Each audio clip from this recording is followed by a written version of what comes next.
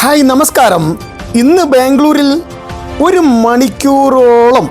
മണിക്കൂർ എന്ന് പറയാം കഷ്ടിച്ച് ഒരു മഴ പെയ്തു. ആ മഴയിൽ സംഭവിച്ചാണ് ഇതെല്ലാം. ബൊമ്മനഹള്ളിയിലെ അവസ്ഥയാണിത്. Bommanahalli Mangammapalya main road, Mangammapalya main റോഡിൻ്റെ അവസ്ഥ, സലാൽപുര റോഡ്, അതേപോലെ ബൊമ്മനഹള്ളി കേരള മസ്ജിദ് റോഡ്.